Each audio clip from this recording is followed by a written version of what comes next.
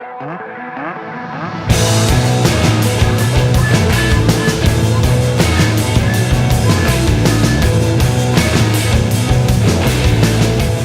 à tous et à toutes et bienvenue dans ce nouvel épisode de What's That. Je me suis toujours demandé pourquoi le mal est plus attirant. Je ne parle pas là bien sûr d'une attirance physique envers un autre homme, non, mais du mal, les forces des ténèbres, le côté obscur. Quand on y réfléchit bien, il y a plusieurs raisons pour lesquelles le côté maléfique reste plus cool, plus branché, plus swag que les forces du bien, qui eux c'est tout le temps gna gna gna, on est des gentils, il faut sauver le monde, we are the world, l'amour, des paillettes et des arcs-en-ciel. Alors, si vous êtes assez fébrile, instable, si vous ne savez pas de quel côté vous allez pencher, ce qui va suivre va peut-être perturber un peu votre jugement. Mais si vous portez bien vos cojones et si vous en avez dans le ventre, et que la possibilité de pencher du côté du mal ne vous effraie pas, ceci est fait pour vous, pauvres pécheurs. Et pour mieux connaître le mal, penchons-nous un peu sur ses origines. Point numéro 1, le mal. Origins. Les origines du mal remontent aux écrits religieux et à la très connue histoire d'un ange qui, après avoir été banni du royaume céleste par son Dieu, car s'étant rebellé contre lui, décida de tout faire pour lui niquer ses plans en manipulant l'esprit de l'homme et en le poussant à commettre des péchés qui lui feront cependant perdre des points, l'empêchant ainsi d'accéder au stage final, le paradis, et lui donnant droit à un ending différent, l'enfer, qui est très très chaud. Cet ange déchu qui a créé tout ce bordel est connu sous plusieurs noms. Satan, Lucifer, Belzébuth, bête cornue, roi de l'enfer, l'ange noir, le seigneur des 666 légions, sa mère la pute, c'est le putain de diable. On peut donc dire que c'est de ce point-là de l'histoire que s'est formée l'entité que l'on connaît tous maintenant sous le nom du mal. Mais tout comme la lumière ne peut exister sans l'obscurité, le mal ne peut exister sans le bien, et vice versa. Ainsi, le côté du bien s'est vu représenté par un prophète, Jesus fucking Christ, ou Jésus-Christ pour les intimes, et la guerre entre ces deux entités commença, le but étant de ramener un maximum de partisans à son côté. Alors pour ce faire, chaque entité use de techniques distinctes. Le côté du bien défend ses partisans de commettre des injustices, de faire des bêtises, il les pousse à aimer, à partager, à respecter, à ne pas doubler sur les virages, contrairement au côté du mal où là c'est open world, open bar, fais ce que tu veux, prends ce que tu veux, sois égoïste, vive la vie et nique la police. Les deux côtés ont donc des objectifs différents, mais ce qui fait du côté du mal une entité plus attirante, ce ne sont pas ses attributs et ses caractéristiques, mais plutôt les personnes qui les représentent. Point numéro 2, les forces du mal. Le mal a depuis toujours été représenté par des personnalités sombres, aux sombres dessins, vêtues obscurement à l'intelligence et l'espièglerie supérieure. Ce qui est entouré de ténèbres est toujours sujet à du mystère et de la fascination. Ce n'est pas pour rien que les filles préfèrent les bruns ténébreux et non pas les blonds lumineux ou les roux sulfureux. Le mal a une aura magnétique que le bien ne possède souvent pas. Tout comme Frodon a été épaté à quand on fait des fautes, c'est ce que ça donne. Comme Frodon fut attiré par l'anneau, Spider-Man par le symbiote, Harley Quinn par le Joker, les gens ont souvent tendance à être stimulés par tout ce qu'il y a d'interdit, de spécial et de maléfique. Au fil du temps, on finit par constater qu'on a tous un côté sombre en nous et que celui-ci peut ressentir de l'empathie envers un autre. On remarque ça à travers certains films où l'on s'identifie plus aux méchants qu'aux héros. Ces méchants sont souvent charismatiques, confiants, mais ce ne sont pas là les seuls attributs qui font pencher la balance en leur faveur, car il faut creuser loin dans leur mythologie et leur passé. Chaque méchant n'est devenu méchant que parce qu'il y a été poussé à le devenir, pour la plupart bien sûr. Il y a des événements dans leur vie qui ont fait d'eux ce qu'ils sont devenus. À part Megamind, aucun méchant n'a fait le choix de le devenir. Chacun d'entre eux traîne avec lui une histoire, des cicatrices du passé, une vengeance à assouvir, un désir non accompli, et c'est ainsi qu'on comprend que l'on se range du côté du méchant, plus par empathie pour ce qu'il a traversé, contrairement au héros qui n'en a pas autant bavé et qui a tout pour lui à la fin. Pour illustrer tout ce que je viens de dire, voici un top 10 de méchants qui sont aussi attractifs et charismatiques que les héros. Numéro 10, l'inspecteur Alonso de Training Day. Un flic aux méthodes douteuses qui décide de prendre un jeune sergent sous son aile, Hoyt, pour en faire un vrai flic de la rue. Il est respecté partout où il va et il a une façon d'être imposant face à n'importe quelle personne. C'est un manipulateur déguisé en ami. Hoyt finit par le découvrir vers la fin et le laisse se faire buter par des Russes avec lesquels il avait déconné auparavant. Faut jamais déconner avec les Russes. Ce personnage est à la fois imposant et confiant. On préfère s'identifier à lui plus qu'à un jeune sergent en manque d'expérience.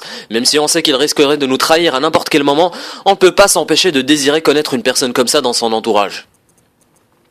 Numéro 9, le psychopathe de No Country for Old Men. Tueur de sang-froid et sans pitié pour ses victimes, ce vilain est parmi les plus terrifiants et mystérieux qui existent. C'est un tueur à gages qui ne s'arrête que quand sa mission est accomplie, et ses méthodes pour tuer sont aussi variées. Menottes, bouteilles d'oxygène, fusils à pompe silencieux et j'en passe. Sa manière de jouer la vie de ses victimes avec un pile ou face en fait un double face en moins moche. Par-dessus tout, il reste très coriace et difficile de s'en débarrasser, même après une fusillade ou un accident de la route. Numéro 8, l'agent Smith de Matrix. Un programme émancipé du contrôle de la matrice, il décide de prendre le contrôle de son propre destin et de faire régner sa propre loi suivant sa propre idéologie. Costard, cravate, lunettes super stylées, Monsieur Smith est un agent du FBI qui combat le kung-fu avec classe. Son ennemi n'est nul autre que l'élu de la race humaine, Neo, ce qui fait de ses combats une opportunité de devenir meilleur à chaque fois. L'agent Smith n'est pas très différent de Neo, puisque lui aussi se bat pour la liberté. Une liberté certes différente, mais il ne tue pas uniquement pour le plaisir. C'est un méchant avec des convictions et une philosophie qui peuvent parfois nous surprendre ou carrément nous faire adhérer à lui. Numéro 7, Sylar de Heroes. Un sociopathe confirmé avec des pouvoirs télékinétiques régénérants, un charisme de toréador, une coupe de cheveux super stylée, je suis Sylar, oh oui! Sylar décide de combattre les autres Heroes car il fut écarté au début et n'a pas été considéré comme spécial. Il décida donc de voler les pouvoirs des autres Heroes pour devenir un personnage spécial à part entière. C'est l'un des seuls personnages de la série qui possède cette aptitude spéciale qui le rend fascinant à chaque fois qu'il est à l'écran. Sylar tue sans pitié mais prend sans plaisir, et sans parler de ses nombreux pouvoirs qui lui confèrent 1001 façons différentes d'exécuter ses victimes. Numéro 6, Darth Vader de Star Wars. Le père de tous les méchants, je dirais, car il incarne parfaitement le côté obscur. Mis à part ses habits sombres et ses pouvoirs ténébreux, Darth Vader ou Anakin Skywalker est une âme torturée qui habite une coquille noire. Il traîne avec lui le deuil de sa défunte épouse tuée par ses propres mains. C'est un leader galactique, un adversaire terrifiant. Darth Vader est par élimination l'ultime personnage de la saga Star Wars, car il a su s'imposer devant les nombreux protagonistes tout aussi remarquables de par sa carrure et sa terrifiante voix. Numéro 5, les méchants de Disney. Même si ce sont des personnages de dessins animés, il n'en reste pas moins super bien travaillé avec des fois des histoires et des rôles qui n'ont rien à envier aux personnages de vrais films. Que ce soit Scar, le frère d'un roi condamné à voir ses neveux régner et qui décida de concocter un plan maléfique afin de s'emparer du pouvoir, Jafar, le conseiller et manipulateur d'un sultan naïf, convoitant le pouvoir, et la fille de ce dernier, se transformant en cobra géant ou en génie maléfique quand il en fait le vœu, Ursula de la petite sirène, la grosse putain de sorcière des profondeurs qui exauce les vœux d'une jeune sirène uniquement afin de servir ses sombres desseins en la manipulant, Hadès le dieu des enfers, assassine et relax d'un tempérament de feu et d'un charisme de dieu, tous ces méchants ont un point en commun, ils m'ont fait souffler. Non, ils ont fait de l'ombre aux antagonistes ou ont été aussi appréciés qu'eux. Leur diabolisme n'a d'égal que leur originalité et la sympathie qu'on leur voue. Numéro 4, les créatures et les monstres de films. Ce sont des monstres de films censés être terrifiants, dégoûtants, mais tellement originaux et stylés que des fois on aimerait les voir bouffer et déchiqueter toute une brochette de héros. Bruce, le requin des dents de la mer, celui qui nous a fait flipper chaque fois que l'on voyait quelque chose bouger lorsqu'on se baignait à la plage. Alien, le passager clandestin d'un vaisseau spatial, décimant de nombreuses victimes et pendant des œufs dans leur estomac, au passage doté d'un look très affreux. Cthulhu, le monstre mythologique des profondeurs, comme ta mère, le roi des créatures, Predator, le super soldat extraterrestre, Chucky, la poupée envoûtée, Kraken, le calamar géant, comme ta mère, toutes ces créatures mériteraient de voir leurs victimes écrasées, détruites sous leurs crocs, car elles sont toutes badass. Numéro 3, le capitaine SS Hans Landa de Inglourious Basterds. Un capitaine SS chargé de retrouver des juifs cachés en France lors de la Seconde Guerre mondiale. Dit comme ça, ce personnage a l'air d'un parfait enfoiré, mais il s'avère être un personnage très intelligent, polyglotte, au demeurant fort sympathique, mais avec un côté sadique et égocentrique. Landa fait partie de ces méchants qui n'effraient pas par leur méchanceté, mais par leur gentillesse, faussement déguisée. On ne sait pas si après son large sourire, il va nous serrer la main ou nous étouffer à pleine main. Il n'en reste pas moins que ce personnage a su maîtriser la technique de l'imprévu et du déstabilisant tout en restant conforme aux normes et aux conventions sociales. En gros, ce personnage est un putain de fucking méchant super stylé. Numéro 2, Tony Montana de Scarface. El conquistador del putana, cocaïna, de colombiana, olé, olé. Je dis de la merde. Un jeune truand qui, parti de rien, devient quelqu'un, l'ultime rêve de tout homme ayant des cojones, l'apothéose d'une ambition de richesse et de pouvoir. Ce personnage a inspiré des générations tout entières, connues même jusqu'au tréfonds du monde. Tony Montana, alias Scarface, est un méchant par excellence. Il trafique, tue et gagne. Pas de place pour la pitié. Si tu veux des gonzesses et de la coke à gogo, un putain de manoir et des décapotables, tu sais quel exemple suivre. Et on arrive là au numéro 1. Je voudrais juste préciser que ce classement n'a rien d'équilibré ni d'exhaustif. C'est mon propre classement d'après ma propre vision des choses. Il n'en reste pas moins qu'il y a plein d'autres personnages qui mériteraient leur place dans ce classement, comme le boucher péchés de Gangs of New York, John Doe, l'assassin des 7 péchés de Seven Sins, Hannibal Lecter, le cannibale de Hannibal Lecter, Freddy Krueger de Freddy Krueger, Dracula de Dracula, les stades d'entretien avec un vampire, Bill de Kill Bill, et j'en passe! Et maintenant, le numéro 1, je pense que tout le monde l'a deviné, et ça semble assez évident, le vilain pour lequel tout le monde voue une admiration unique, celui qui fait de l'ombre aux autres vilains, j'ai nommé numéro 1, le Joker.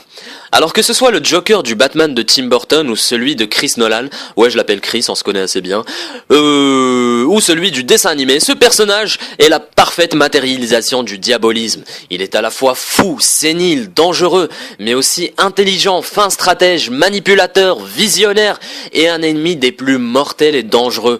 Le Joker réussit à faire passer n'importe quel protagoniste pour un personnage de seconde zone, car il possède une aura magnétique qui capte immédiatement l'attention. Il fait partie de ces méchants capables de manipuler le cerveau de leurs victimes rien qu'avec la parole. Par exemple, il a réussi par le passé à manipuler le cerveau de Robin et à le retourner contre Batman pour aller le tuer, ou pousser le commissaire Gordon à sombrer dans la folie en l'obligeant à regarder sa fille se faire violer et maltraiter. Ceci figurant dans la BD et non dans les films, car je pense ça aurait choqué plus d'une personne. Il a retourné Harvey Dent contre sa propre ville et a même fait tomber amoureux de lui une espèce de psychologue du nom de Harley Quinn. Psychologue qui tombe amoureux d'un psychopathe. C'est puissant! Ce personnage représente tout le côté maléfique de l'humanité. La violence, la perversion, la folie, le sadisme, l'égoïsme, et tout ça en restant attachant et drôle, car la première fonction du Joker est d'être un bouffon.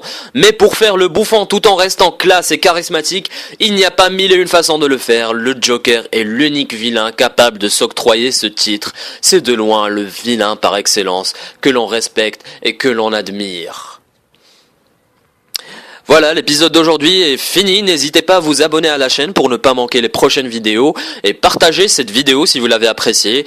Sinon, vous pouvez aller tout simplement aller vous faire foutre, c'est pareil. Allez, bye bye, salut, à bientôt.